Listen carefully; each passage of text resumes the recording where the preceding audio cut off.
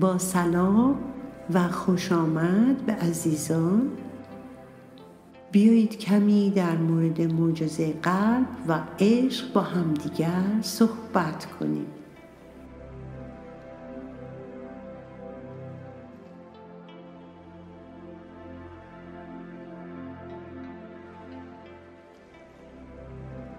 به سرزمین آرامش خود برای شکوفا کردن بهترین خود خوش آمدید. با درود به همه عزیزان که مدیتیشن های مرا دوست دارند، لایک میزنند و مرتب انجام میدهند و به خصوص آنهایی که در کانال یوتیوب من سابسکرایب کردند تا با من مستقیما در ارتباط باشند. شرایط کیهانی کره زمین در حال دگرگونی است و نسبت به چند سال پیش تغییر زیادی پیدا کرده است. در نتیجه زندگی ما هم در حال تغییر و دگرگونی است. شما می دانید که فکر ما مانند آهنربا هر چیزی رو که بر آن تمرکز کنیم جذب می کند. البته این هم بستگی به قدرت فکر دارد. طبیعتاً در صورتی که بیشتر مدیتیشن کنید قدرت فکری بیشتری خواهید داشت. آینده ما دستاورد تفکر و احساس و اعمال امروز ماست. اگر ما قبلاً میبایست برای برآورده کردن خواسته هایمان جمله‌های تأکیدی را بیشمار تکرار کنیم تا شاید خواسته ما برآورده شود، اکنون با بالا رفتن سطح انرژی کره زمین فقط کافی است احتمالاً چند بار فکرش رو بکنیم و یا چند بار حرفش رو بزنیم که آنچه را که میگوییم میتواند اتفاق بیفتد. بنابراین با خبرهای نه چندان خوبی که از اطراف و جامعه دریافت میکنیم، یک مجموعه برنامه‌های منفی در ذهن ما ساخته میشود و فکر ما با تکرارها شرطی و آلوده می شود که این امر بسیار بسیار مضر است. با در نظر گرفتن این موضوع، آیا شما مرتب به افکار خود توجه دارید و مطلع هستید که در ذهن شما چه می گذرد؟ آیا می دانید که شما چه چیزی را دارید برای فردای خود و دیگران خلق می کنید؟ آیا بهبودی، آرامش و شادی را به وجود می آورید یا که دردسرها و مشکلات را زیادتر می کنید؟ امروزه در شرایطی که ما زندگی می کنیم خیلی اهمیت دارد که دائم حواسمون به افکار و احساساتمون باشد تا زندگی بهتری برای خود و دیگران بیافریم. حال که می دانیم وقتی که چیزی را فقط بهش فکر کنیم و یا بر زبان بیاوریم می تواند برآورده شود، بهتر است تنها به مواردی که می خواهیم برای خود خلق کنیم تمرکز کنیم و حوادث و جریانات دیگر زندگی را به دست خداوند بسپاریم و آنها را رها کنیم و به آنها فکر نکنیم. بنابراین برای پاکسازی ذهن خود از برنامه‌ریزی‌های منفی اجتماعی و فردی مهم است به این موضوع با جدیت فکر کنیم و تغییر روش بدهیم و برای پالایش برنامه‌های منفی ذهنی خودمون اقدام بکنیم.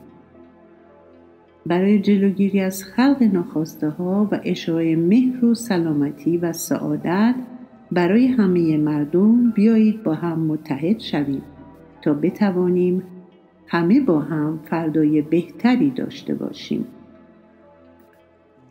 برای این کار بهترین روش مدیتیشن کردن مداوم و هر روزه است، زیرا که مدیتیشن ما را به خودمان نزدیکتر می کند و آن آرامشی را که برای بررسی افکارمان لازم داریم را به ما می دهد.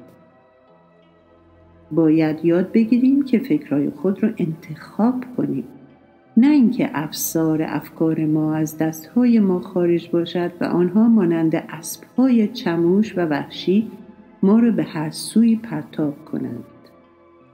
مسلماً اگر کسی در ابتدا احساس و افکار منفی خود را پالایش نکرده باشد، نباید انتظار داشته باشد که در برآورده کردن خواسته‌های خود 100% بتواند به نتایج مطلوب برسد. همچنین در اینجا معجزه قلب و نور سبز زمانی جواب 100% خواهد داد که شما کنترل افکار خود را به دست گرفته باشید و آرامش کامل را کسب کرده اید تا اینکه بتوانید در زندگی خود معجزه کنید و به مرحله بالاتر برآورده کردن زندگی ایدئال خود صعود کنید. نیت ما در این مدیتیشن کسب گشایش قلب و جاری ساختن عشق واقعیمان است. برای این کار مهم است که عشق ورزیدن را بیاموزیم و آن را با هوی و هوس اشتباه نگیریم. ما زمانی می توانیم دیگری را واقعا عاشقانه دوست بداریم که یاد گرفته باشیم به خویشتن خودمان عشق بورزیم تا اینکه دیگری را هم به اندازه خودمان دوست بداریم و همه محبت‌ها، خوبی‌ها و نعمت‌های زندگی را همان گونه که برای خود می‌خواهیم برای او نیز بخواهیم. در بعضی مواقع برای رشد روابط سالم و تعالی عشقیمان نیاز است تا از خودگذشتگی هم داشته باشیم و خوبی‌هایی را برای معشوقمان بخواهیم حتی اگر زیاد مطابق منافع ما نباشد. متاسفانه در ابتدای زندگی شرایطی پیش می آید که همه ما یاد نمیگیریم تا خودمان را دوست داشته باشیم و این خیلی نکته مهمی است که باید بهش بپردازیم.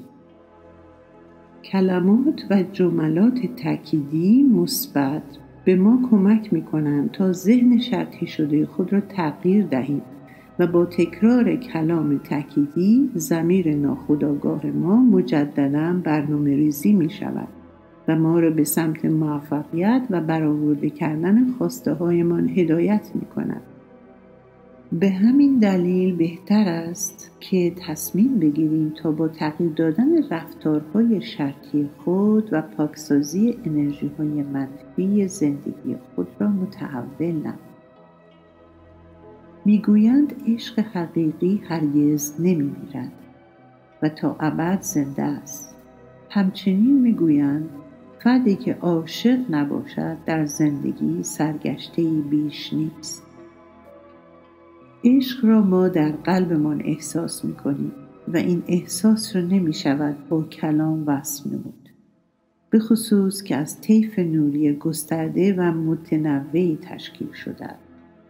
چگونه می توانیم عشق حقیقی زندگی خود را بیابیم و واقعیت آن را با سعادت و شادی همراه کنیم؟ عشق ما نیازمند است که دور از همه گونه وسوسه های خودخواهانه باشد و بدون هیچ گونه چشم داشتی عشق بورزیم و عشق را به دیگران عطا کنیم، نه اینکه در انتظار یک عشق خیالی عمری را بی حاصل سر کنیم.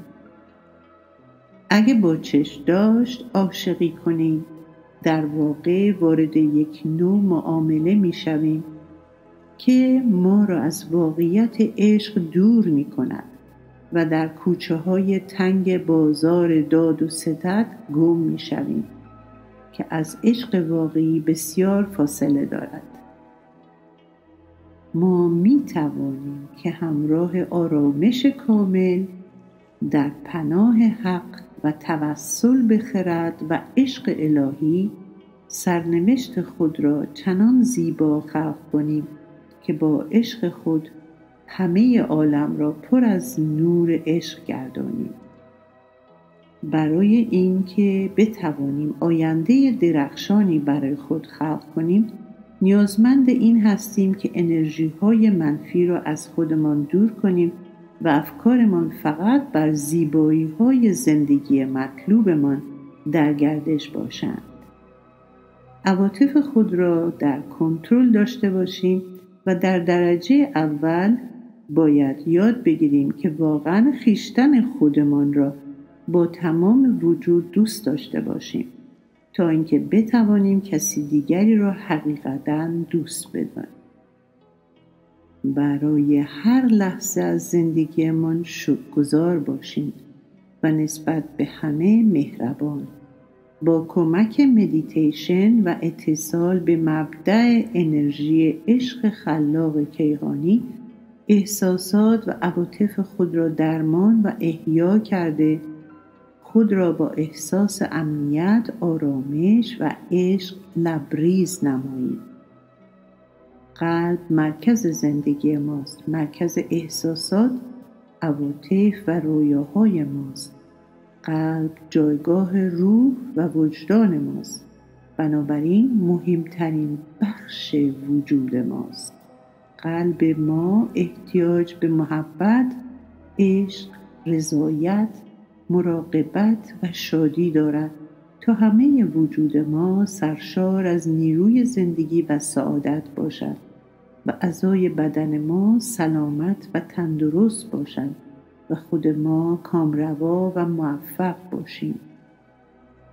قلب ما تحت تأثیر عواطف ما قرار می گیرد و ما رو خوشحال یا بدحال می کند. عواطف ما تحت تأثیر افکار ما می باشند و افکار ما در اثر برداشت‌ها و تجزیه تحلیل‌های ذهنی ما بارور می شوند. اگر نتوانیم افسار ذهن خود را به دست گیریم، اسیر افکار ناخواسته می شویم که بر روی قلب ما به شدت اثر می گذارد و قلب ما آزرده می شود. برای خوشحالی و سلامتی قلبمان نیاز داریم که ذهن خود را کنترل کنیم و آرامش آن را با مدیتیشن مکرر روزانه به دست آوریم. در ابتدای همه مراقبه‌های قبلی هم مختصراً در روابط با مدیتیشن توضیح کافی دادم، لیکن اینجا فقط تکرار می‌کنم که هر روز حداقل 2 بار به مدت 20 دقیقه صبح و عصر مراقبه کردن بسیار مفید است. مطمئناً در این صورت زندگی شما رنگی زیباتر پیدا خواهد کرد و با توجه به قدرت فکر و با آگاهی و علم به خلاقیت و شکوفایی خود را متحول خواهید کرد. مدیتیشن یک قلمموی سحرآمیز به دست ما می‌دهد تا ما با نقاشی تابلوی بی‌نظیر روزهای زیبای زندگی خود بپردازیم. رنگ‌ها از نظر علمی بررسی شدند و با داشتن فرکانس‌های طول موج متعدد اثرات روانی متفاوتی بر ذهن و احساس انسان می‌گذارند. بنابراین با استفاده از هر رنگی ما می‌توانیم شرایط خاصی برای روان و احساس خود ایجاد کنیم و باعث سلامتی جسم هم بشویم. انرژی نور سبز درخشان باعث آرامش و رضایت ما می‌گردد و مرکز آن در قلب ماست. نور سبز ما را به مرکز آگاهی عشق لایتناهی جهان متصل می‌سازد و به همراه خود احساس عشق و امنیت و آرامش به ما می‌بخشد. نور سبز باعث پاک شدن انرژی‌های ترس، نگرانی و احساس کمبود می‌گردد و به همراه خود احساسات نابسامان را از بین می‌برد و به ما اطمینان می‌بخشد و ما را از نظر احساسی شفا می‌دهد. برای شما آرزوی زندگی پر از عشق، مهر، موفقیت و سلامتی را دارم. لطفاً در صورتی که این کار مرا دوست داشتید لایک بزنید و اگر هنوز سابسکرایب نکردید حتما این کار را انجام دهید و این ویدیو را به اشتراک بگذارید. متشکرم.